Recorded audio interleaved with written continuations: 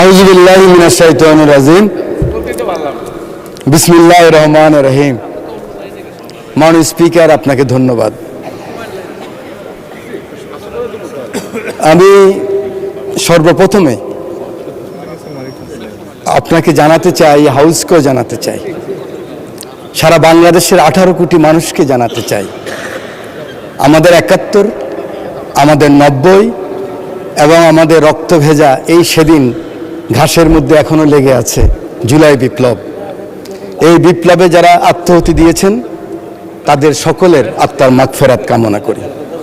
মাননীয় স্পিকার, এই সেদিন কুরবানের আগের সপ্তাহে আমি বেস্তিনি হসপিটালে গিয়েছিলাম ব্যাংককের জুলাই যোদ্ধাদেরকে দেখার জন্য। সেখানে অনেকের সাথে কথা হয়েছে। এক তরুণ হুইল চেয়ারে বসে আছে, ওই জুলাই যোদ্ধার পাশে একজন তরুণী। আমি ভেবেছিলাম হয়তো বোন কিংবা কোনো আত্মীয় হবেন।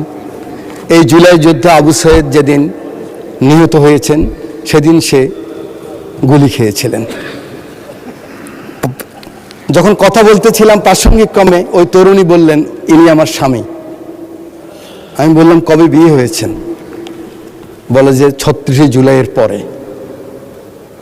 ইন্টেরিয়াম গভর্নমেন্ট যখন তাকে নিয়ে যাচ্ছিলেন তখন এই তরুণী তার পিতাকে বলেছিলেন, আমি একজন শহীদ কিংবা পঙ্গু এই জুলাই যোদ্ধার স্ত্রী হতে চাই। কিন্তু দুঃখের বিষয় কি জানেন মাননীয় স্পিকার, এনটিআরসিতে উনি তখন শিক্ষক নিয়োগ পেয়েছিলেন। একজন ইউনো সাহেবের কাছে গেলেন যে আমার স্বামী ব্যাংককে নিয়ে যাবে। উনি বলেছেন আপনি জয়েন করতে হবে। উনি জয়েন না করে চলে গেছেন। এই হাউসকে এটাই জানাতে চাই, এই যেমন আমরা 71কে বুকে লালন করতে পারিনি, ধারণ করতে পারিনি, বারবার মিথ্যা চেতনার কথা বলেছি, কোনো ক্রমে এই জুলাইয়ের চেতনা যেন কোনো আমলা হোক, এমপি হোক, মন্ত্রী হোক, কোনো কারো কারণে যেন জুলাইয়ের চেতনা নষ্ট না হয়, সেদিকে আমাদের সকলকে আমাদের নজর দিতে হবে। মাননীয় স্পিকার, বাজেট সম্বন্ধে দুই পক্ষেই বক্তব্য রেখেছেন। আমার সিনিয়ররা আছেন যারা 40 বছরে পার্লামেন্টে আছেন, সেরকম সিনিয়র লিডারও আছেন। আমি কখনো দেখি নাই সরকারি দল বিরোধী দল এত গঠনমূলক আলোচনা করতে, যার জন্য আমাদের দুইজন হুইপ বক্তব্য রেখেছেন। ওনারা দুইজনেই একদম ক্যাটাগরিক্যালি বলেছেন বিরোধী দল কিভাবে ভূমিকা রেখেছেন। সরকারি দল আমরা যারা আছি, ডেমোক্রেসির প্রথম কথা হলো পেশেন্স, এবং ইসলামিক রাজনীতিরও প্রথম কথা হলো সবর। এই দিকেও সবর আছে, এই দিকেও পেশেন্স আছে। এই জন্য দুই দিককে আমি ধন্যবাদ জানাই, অভিনন্দন জানাই। মাননীয় স্পিকার, এই বাজেট সম্বন্ধে অনেক কথা হয়েছে, আমাদের অনেক চমৎকার চমৎকার আলোচনা হয়েছে। আমি যেটা বাজেট বুঝি, যেহেতু আমি ইকোনমিক্সের ছাত্রও নয়, আমি বাজেট সম্বন্ধে কোনো গবেষণা করি নাই, সেই লাইনে বক্তৃতা দিতেও আসি নাই। আমি এসেছি আমার মানবিক প্রধানমন্ত্রী, যিনি এই হাউসের নেতা, তিনি কিন্তু এই পাশের নেতা নয়, তিনি দুই পাশের নেতা। বিরোধী দলের নেতা, তিনি এই পাশের নেতা। এই চেয়ারকে ঘুরিয়ে যখন house of the leader of the house বলেন, এই চেয়ারের উত্তাপ আমি বুঝি। এভাবে যখন উনি বলেন এই সবুজ চেয়ারের উত্তাপ আমি বুঝি, আমি মনে করি আমার সরকারি দলের মন্ত্রী থেকে শুরু করে আমার মতো হুইপ বা এমপি পর্যন্ত ওনার অ্যাটিটিউড কি আমরা বুঝি, আপনারাও নিশ্চয়ই বোঝেন। উনি যখন বলেন 36 জুলাইয়ের পরে 37 জুলাইতে উনি যখন পল্টনের জনসভায় বলেন, আমরা এমন কোনো কাজ করব না যে কাজে অন্য ক্ষতিগ্রস্ত হয়। কোট, উনি বলেছেন আমরা আমাদের কোনো প্রতিহিংসার কারণে, কোনো হিংসার কারণে যদি অন্য ক্ষতিগ্রস্ত হয়, তাহলে আমাদের যে মিশন, আমাদের যে এই যে জুলাই যে আকাঙ্ক্ষা, সে আকাঙ্ক্ষা পূরণ হবে না, আনকোট। সেদিনই বাংলাদেশের বিএনপি এবং জোটের এবং আমরা যারা আছি সবাই আমরা বুঝে গিয়েছি আমরা কি চাই। এই পার্লামেন্টে এই চেয়ারে বসে তোফায়েল আহমদ সাহেব মরহুম উনি বলেছিলেন, বিএনপি জামাত যদি কোনো কারণে আল্লাহ না করুক ক্ষমতায় আসে, সাথে সাথে 500,000 পিপল খুন হয়ে যাবে। আপনারা জানেন আমাদের এই দল এই পাশ বা এই পাশের কারো নেতৃত্বে আওয়ামী লীগের ফ্যাসিস্টদের কেউ হত্যা হয় নাই, খুন হয় নাই। মাননীয় স্পিকার, আমাদের ভাগ্য আমরা একজন মানবিক লিডার অফ দ্য হাউস পেয়েছি। আমাদের ভাগ্য আমরা একজন এরকম ধৈর্যবান সুন্দর কথা বলার বিরোধী দল নেতা পেয়েছি। আমরা আরো বেশি ভাগ্যবান আমরা একজন ডেমোক্রেট লিবারেল ফাইন্যান্স মিনিস্টার পেয়েছি। ভয় কি আমাদের? আমাদের কোনো ভয় নেই, আমরা এগিয়ে যেতে পারবো, সামনে যাব। শুধু আমাদের প্রয়োজন আমরা ঐক্যবদ্ধ আছি কিনা, জাতীয় ঐক্যের ব্যাপারে আমরা একমত আছি কিনা, আমাদের সভরেন্টির ব্যাপারে, স্বাধীনতার ব্যাপারে, সার্বভৌমত্বের ব্যাপারে আমরা একমত আছি কিনা। এখানে যদি থাকি কোনো অপশক্তি আমাদেরকে নিঃশেষ করতে পারবে না, ধ্বংস করতে পারবে না। মাননীয় স্পিকার, আমি শুধু বলতে চাই এই সংসদে আমরা যারা এসেছি 300 জন আমরা ভাগ্যবান। আমাদের নারী সদস্য এসেছে 50 জন, সবাই মিলিয়ে আমরা ভাগ্যবান।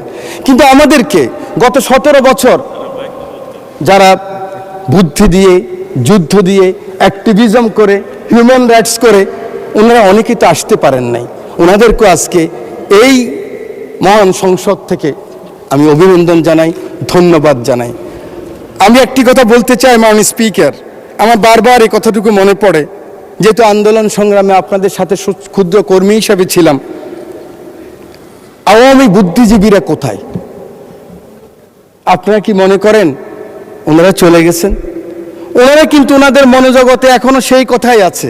কিন্তু আমাদেরকে যারা সাহায্য করেছিলেন, এই এত লিমিটেশনের মধ্যেও যারা টেলিভিশনে কথা বলেছেন, বিবৃতি করেছেন, বক্তৃতা করেছেন, সেমিনার এসেছেন, সেমিনার আসতে ভয় পেতেন, আমি কিন্তু ওনাদেরকে ভাগ করে ফেলছি। আমি চাই যে ওনাদেরকে আমরা ডাকি, আমাদের লিডার অফ দ্য হাউসের কাছে আমরা নিয়ে আসি, এক কাপ চা খেলে ওনারা খুশি হবে, সেই ব্যবস্থা আমাদের সিনিয়র লিডাররা করবেন।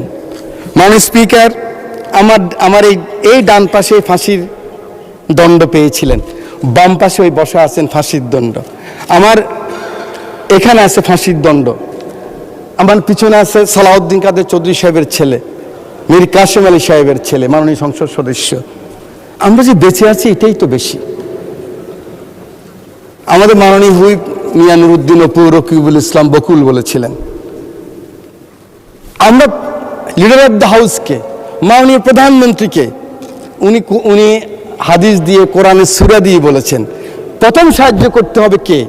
প্রথম সাহায্য করতে হবে আমরা যারা এই পাশে বসে আছি, আমরা যারা ক্যাবিনেটে আছি, আমরা যারা ওনার পাশে থাকি, আমরা প্রথম সততার সাথে, নিষ্ঠার সাথে আমরা শপথ গ্রহণ করতে হবে যে না, এমন কোনো কাজ আমরা করব না যেই কাজে বিএনপি এবং বিএনপির নেতা মানুষের কাছে কখনো অপমানিত হন। এই শপথ আমাদেরকে গ্রহণ করতে হবে। এই শপথ করতে যদি আমরা রাজি থাকি, আমরা আমাদের মনোজগতে যদি নিয়ে আসি যে না, আমরা ইনসাফে থাকবো, আমরা হকে থাকবো, আমরা আমাদের একার সাথীদেরকে কিন্তু ভুলে গেছি, অনেকে আসতে পারেন নাই। আমরা গত 17 বছর মাননীয় মহাসচিব মহোদয় রাস্তায় কান্না করেছেন, ওরা কিন্তু এখনো ঘুরছে, কিন্তু ওদের কোনো আস্থার জায়গা নেই।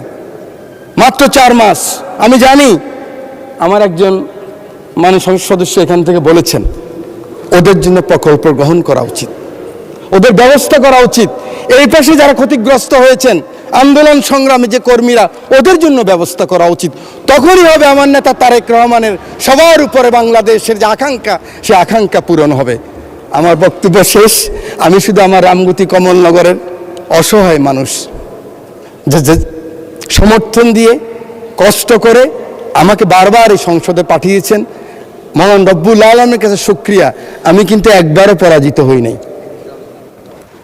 যে ভোটে পরাজিত হচ্ছে ওই ভোট আমি করিও না, আমাকে করতে দেওয়া হয় নাই। মাননীয় মহাসচিব আছেন, উনি লিখে দিয়েছেন। অতএব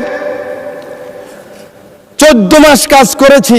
মহাসচিব বলেছে এত কাজ করেন কেন আপনি তো এমনি পাস করবেন, কেন যাননি? যান।